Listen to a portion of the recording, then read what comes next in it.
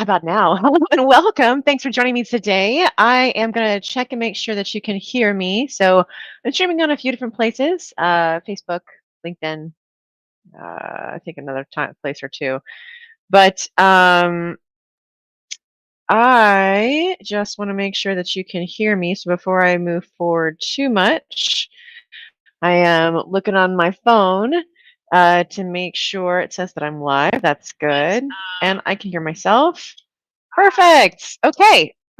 So, all right. Hello and welcome. My name is Cassandra, and I am here today because I'm really excited about something. I will get a little bit of background into about myself later, but I am about to be presenting a training at a hackathon next week.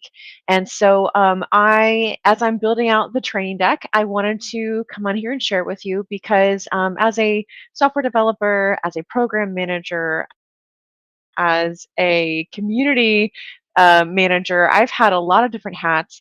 And a lot of times I found that when it comes to creating your scope and designing requirements for the software that you're creating, oftentimes people do not plan enough to make sure that they have what they need to be successful, and so then they waste time, they waste money, they waste emotions trying to accomplish something that may not be what was originally asked for in the first place.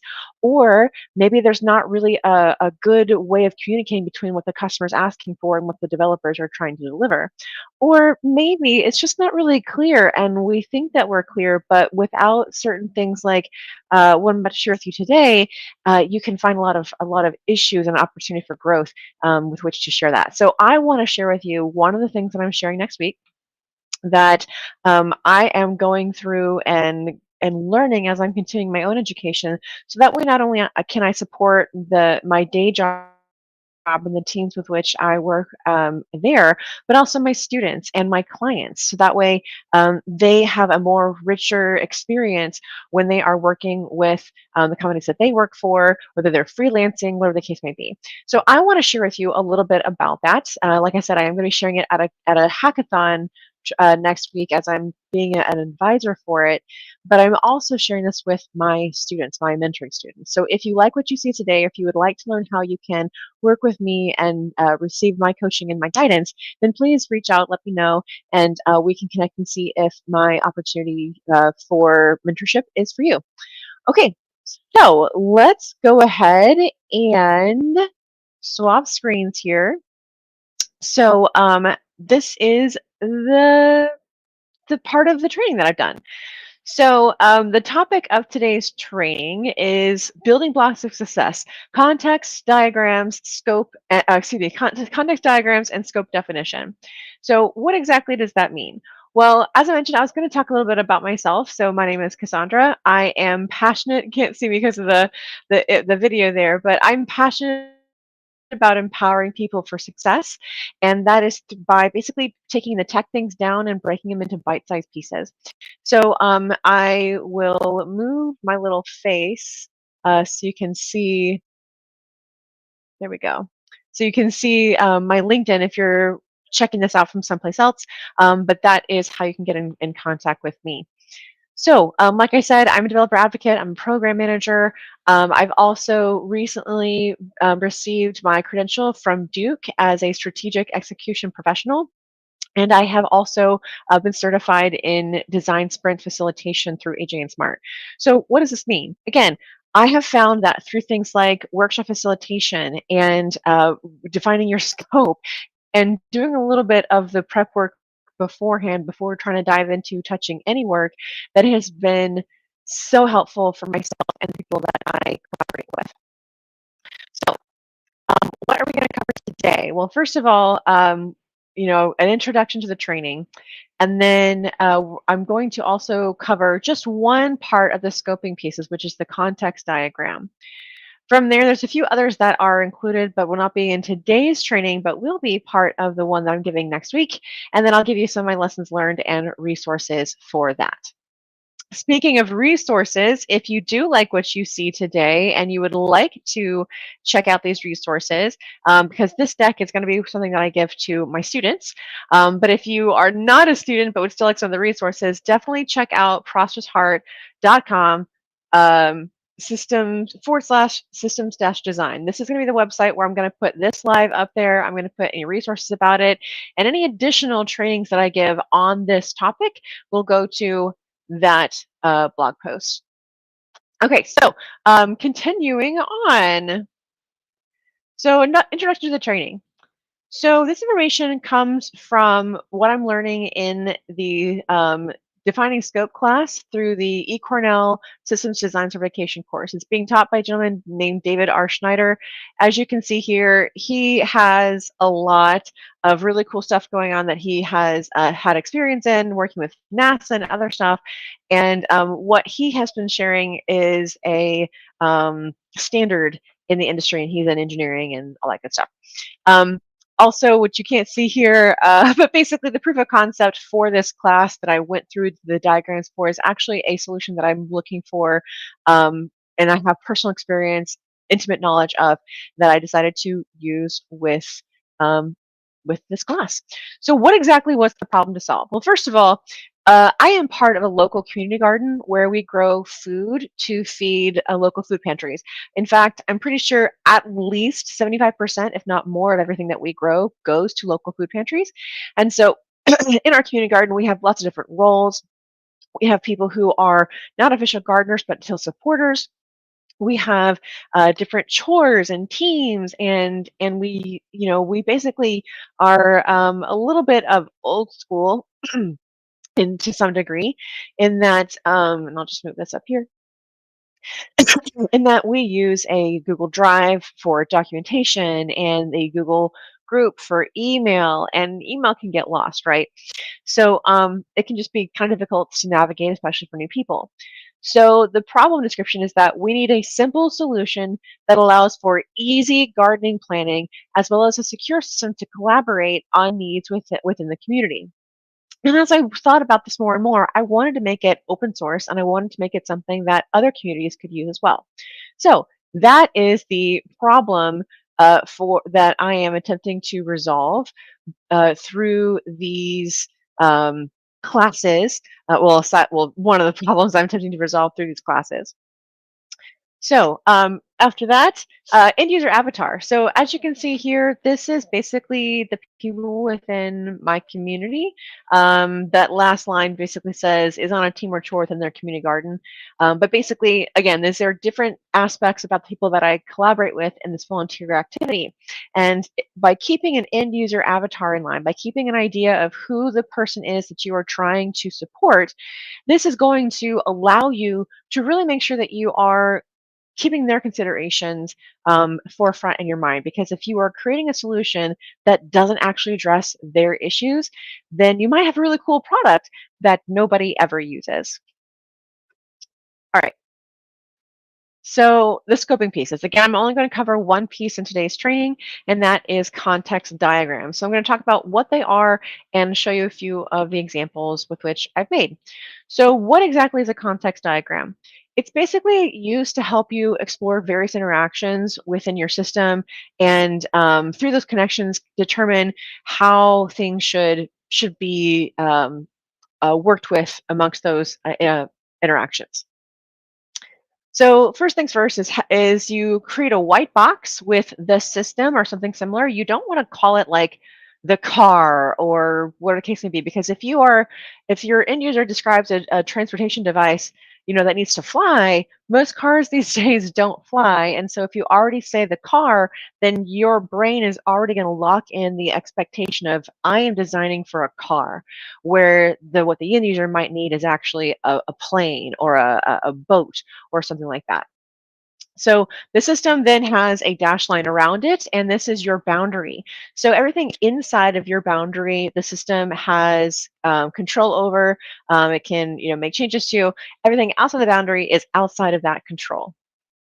The third thing is to add 8 to 20 elements outside of your dash box that are either something the system interacts with or something that interacts with the system.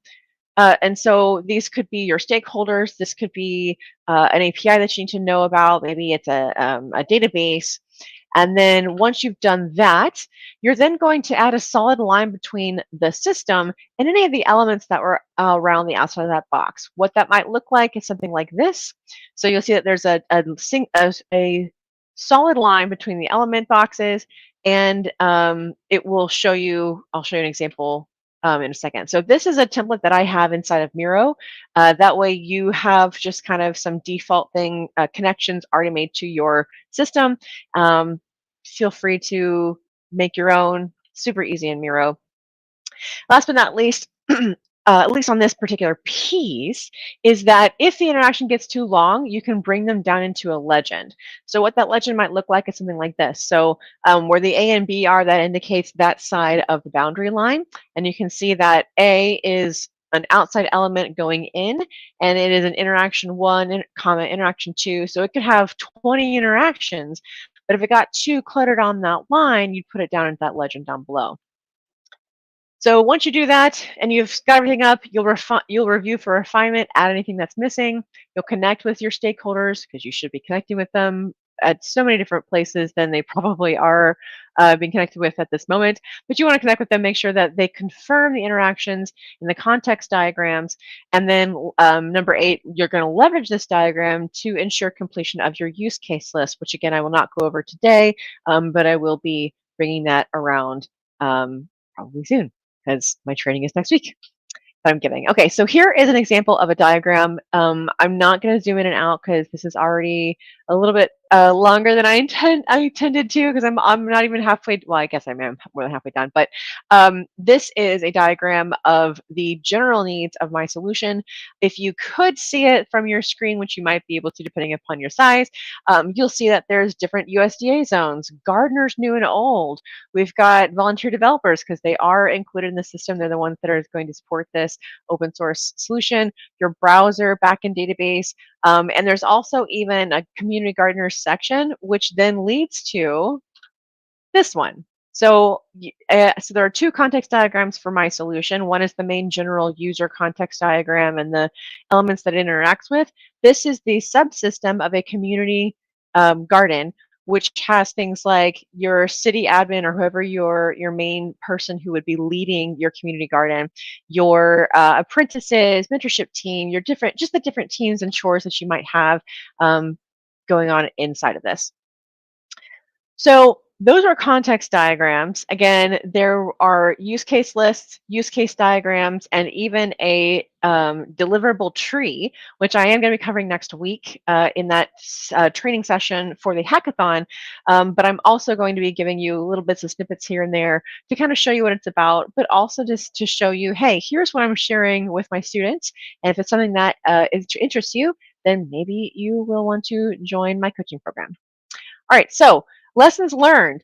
Some of these may not make sense because I did not go over everything today. But basically, the first is that just as in programming, there are guidelines to ensure that everybody can read and understand what you've got going on. But there's no one way, no one right way to do anything or to complete the process. So as long as everybody agrees on what the colors are and the diagrams mean and all that, you're good to go. Something else that I learned about this whole process, not just the context diagrams, was that you know as you go through this, you may get greater insight on additional use cases that you may have not thought about. You may have found that there were things that you included that maybe either are not as important as you thought, or maybe they actually were part of a different subset of the system than you originally planned. Also, in this process, they cover some. This is only the first class of the certification process, but there are some things that weren't included, like the date that you last updated your diagram, which I feel is important because if you're looking at a diagram that's 5 years old and lots of changes have happened, then you don't know how old or accurate that diagram is. So I would say that you add one. Again, check with your team and confirm that everybody's good with it. But that was something that should be added. And then just a couple of other things on here on like how to do the diagrams and things like that. But again, as long as everybody's on the same page, it's perfectly fine. So, some resources. And again, if you go to this website right here, processheart.com/systems dash design, you'll get all of these links that you can check out at a later time. So, I've provided a link to Miro Academy. So, Miro Academy is where you can go and get certified through Miro. They have different certifications. And I really highly suggest at least the first one because it gives a very wide range of how to use their product, and it is one of my ultimate favorite tools.